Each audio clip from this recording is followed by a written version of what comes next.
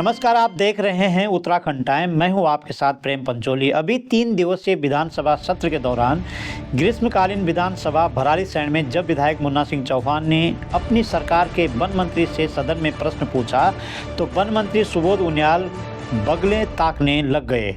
सवाल सिर्फ इतना था कि वनों में फायर लाइन का माप क्या हो सकता है।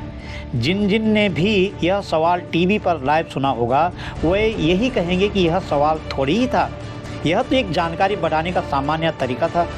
मैं इस लाइन पर जोर क्यों दे रहा हूँ, यहाँ आगे बताता हूँ। दरअसल मुन्ना सिंह चौहान हमेशा राजनीतिक दलों और सत्ता की रडार पर रहे हैं। उन्होंने सदैव लोकहित के सवाल राजनीतिक संगठनों और सरकार के सामने खड़े किए हैं, जिससे राजनीतिक संगठनों की बड़ी छिछेलेदारी हुई है। अब हम यहाँ समझते हैं कि यदि मुन्ना सिंह चौहान ने सदन की मर्यादा को रखते हुए अपनी ही सरकार से जनहित के मुद्दे पर सवाल खड़ा किया तो इसमें क्या गलती है। कोई भी राजनीतिक संगठन यह बताए कि सदन राजनीतिक संगठनों के सवाल को मंजूरी देगा कि निर्वाचित जनप्रतिनिधियों के प्रश्न को मंजूरी देगा।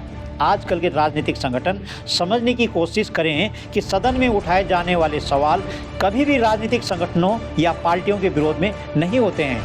यहाँ यानी सदन में सवाल विकास के कामकाज को गति देने अथवा लोक सेवकों की निष्क्रियता को सक्रिय करने के लिए सदन में चुने हुए जनप्रतिनिधि विचार विमर्श करते हैं। सवाल खड़े किए जाते हैं और उनका समाधान भी निकाला जाता है, जो हमारे संविधान की खूबसूरती को निखारती है। यही नहीं, कई बार कई नए कार्यों और कानूनों को मंजूरी भी दी जाती है, पर राजनीतिक संगठन विशेषकर भाजपा को चुने हुए जनप्रतिनिधि द्वारा उठाई गई आवाज़ नागवार गुजरती है। अब भाजपा के लोग कहेंगे कि उनकी पार्टी तो अब अंतर्राष्ट्रीय पार्टी है, वह इतना छोटा क्यों सोचेगी। जरा सोचो कि उत्तराखंड ही नहीं, देश और दुनिया में जब चुने हुए राजनीतिक व्यक्तित्व की बात आती है तो मुन्ना सिंह चौहान की योग्यता कहीं भी कमतर नहीं आंकी जाती है। यदि ऐसा नहीं तो भाजपा के लोग ऐसा बता दें कि उनकी नेतृत्व वाली सरकार में मुन्ना सिंह चौहान को मंत्रालय क्यों नहीं मिला। क्या मुन्ना सिंह चौहान की योग्यता नहीं है? क्या उन्हें पढ़ना लिखना नहीं आता है? क्या उनका जनाधार नहीं है? आदि आदि। यह सनद रहे कि मुन्ना सिंह चौहान यदि राजनीतिक कार्यकर्ता नहीं होते तो डॉक्टर कलाम के बाद मिसाइल मैन भी चौहान ही होते। श्री चौहान उम्दा वैज्ञानिक हैं, सुलझे हुए राजनीतिज्ञ हैं, हिंदी, अंग्रेजी, गणित, विज्ञान और इतिहास के जानकार हैं और खास प्रकार के योजनाकार भी हैं।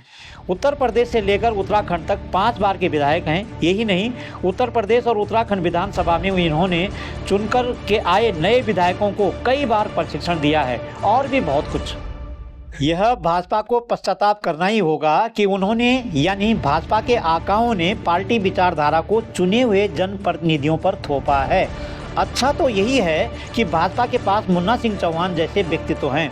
उनकी योग्यता का भाजपा को बेजा इस्तेमाल करना चाहिए था, अर्थात भाजपा के मार्फत मुन्ना सिंह चौहान की योग्यता जनता के विकास के काम आ जाती, मगर राजनीतिक संगठनों के आकाओं को उनकी योग्यता अखर जाती है और उन्हें सरकार चलाने में विशेष जिम्मेदारी से किनारे किया जाता है। सनद रहे कि 2 बार उत्तर प्रदेश विधानसभा और 2 बार उत्तराखंड विधानसभा के सदस्य रह चुके मुन्ना सिंह चौहान ने जब भारतीय जनता पार्टी का दामन थामा तब से संपूर्ण यमुना घाटी में भाजपा को एक नई ऊर्जा मिली है।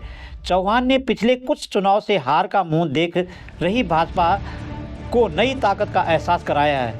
यही टिहरी लोकसभा के उपचुनाव के ठीक कुछ दिन पहले मुन्ना सिंह चौहान ने भाजपा में शामिल होकर के दिखाया है।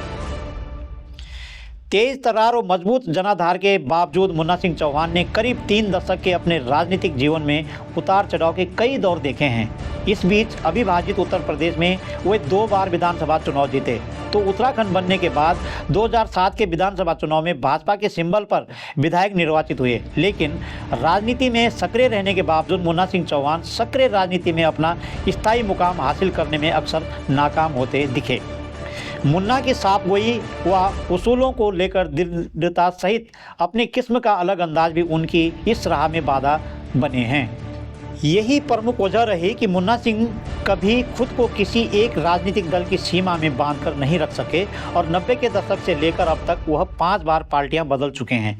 हालांकि सक्रिय राजनीति में बार बार हाशिए पर जाने के बाद वह हर बार नई ताकत के साथ मेन फ्रेम में लौटे।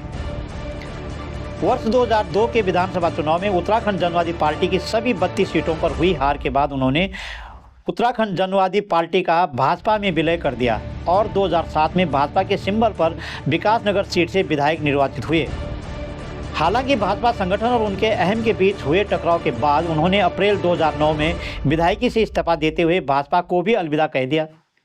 इसके बाद बसपा के सिंबल पर लोकसभा चुनाव लड़ा, लेकिन हार का सामना करना पड़ा। 2012 के चुनाव में निर्दलीय मैदान में उतरे चौहान को एक बार फिर पराजय हाथ लगी। अब टिहरी उपचुनाव के एन पहले मुन्ना चौहान ने भाजपा में जोरदार ढंग से वापसी की है। मुन्ना के इस कदम से न सिर्फ प्रदेश भाजपा को नई ताकत का एहसास हुआ है, बल्कि खुद चौहान भी अपने सियासी भविष्य को लेकर आश्वस्त नजर आ रहे थे। उनकी योग्यता के अनुरूप सत्ताधारी पार्टी उन्हें चुनाव जीतने के बाद कोई जिम्मेदारी नहीं देती है। इससे स्पष्ट होता है कि राजनीतिक पार्टी को चलाने वाले व्यक्ति कितने शातिर हैं, जो योग्य को किनारे करने में अपनी सफलता मानते हैं। यह भी स्पष्ट नजर आता है कि यदि मुन्ना सिंह चौहान चुनाव हारे हैं तो इन्हीं राजनीतिक पार्टियों के आकाओं के अहम से हारे हैं। यहाँ दलगत राजनीतिक चेहरा साफ साफ दिखाई दे रहा है।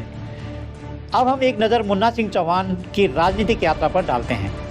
मुन्ना सिंह चौहान का राजनीतिक सफर 1989 में आरंभ होता है। इसी वर्ष उन्होंने चक्राता सीट से पहली बार निर्दलीय विधानसभा चुनाव लड़ा और यह चुनाव हार गए। इसके बाद 1991 में चक्राता सीट पर मुन्ना सिंह चौहान ने जनता दल के टिकट पर विधानसभा चुनाव जीतकर उत्तर प्रदेश विधानसभा में पहुंचे। इस तरह 1993 में फिर जनता दल के टिकट पर चुनाव लड़े, लेकिन 500 वोट से हार गए। 1996 में समाजवादी पार्टी के टिकट पर करीब 17,500 मतों से चुनाव जीते। उत्तराखंड आंदोलन में सक्रिय भूमिका के रूप में आकर इन्हीं दिनों मुन्ना सिंह चौहान ने सपा से इस्तीफा दे दिया। सन 2000 में राज्य गठन के बाद वह उत्तराखंड की अंतरिम सरकार में विधानसभा के सदस्य रहे हैं। 2002 में मुन्ना सिंह चौहान ने उत्तराखंड जनवादी पार्टी का गठन किया। 32 सीटों पर अपने प्रत्याशी उतारे। खुद चक्राता व विकासनगर 2 सीटों पर चुनाव लड़े, लेकिन सभी सीटें हार गए।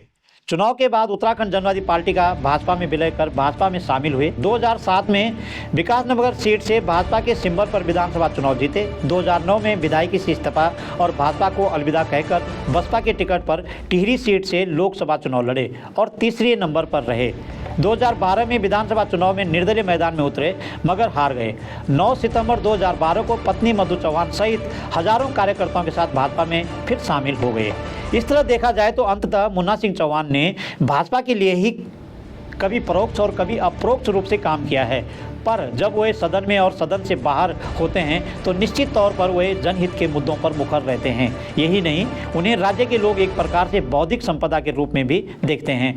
उनके उठाए गए सवाल और दिए गए सुझावों पर सरकार को गौर करना ही चाहिए, अन्यथा लोकहित की सरकार का भान जनता को कैसे हो सकता है। हमारी यह रिपोर्ट आपको कैसे लगी, कमेंट करके ज़रूर बताएं। अगली कड़ी में राज्य के ऐसे ही किसी खास मुद्दे पर हाजिर होंगे। नमस्कार।